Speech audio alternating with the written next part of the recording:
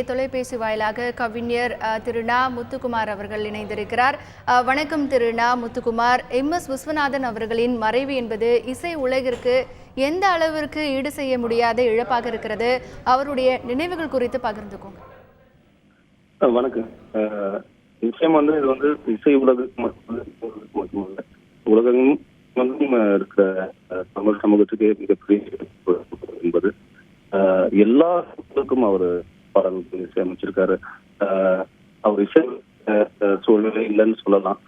என்னை பொறுத்த வரைக்கும் ஒரு ரசிகர் இசையமைப்பாளராகவும் அதே நேரத்தில் கவிதையை நேசிக்கிற கவிதையை ரசிக்கிறதாகவும் அவர் இருந்தது மிகப்பெரிய ஒரு விஷயம்.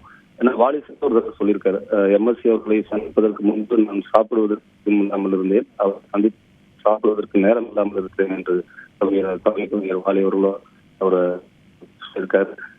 வாலி அவர்கள் மட்டுமல்ல, கவியரசு கண்ணதாசன் ஒரு பக்கம், கண்ணதாசன் அவர்கள் இரண்டு பேரையும் அவர் உள்ளத்துல வச்சு வளர்த்தாரு.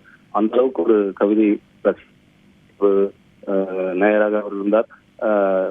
ஒரு இழப்புதான். என்ன பொதுவா பல நிகழ்ச்சிகளை நான் சந்திக்கும் போதுதான் நான் அவர்கிட்ட ஆசீர்வாதம் வாங்குவேன். அப்ப சமீபத்துல நான் பாடல்களை சொல்லி அதை அவ்வளவு இன்றைக்கும் என்ன மகனுக்கு நான் தாளாட்டுறது அவரோட பாட்டு பாடிதான் நான் தினமும் தாளாட்டேன்.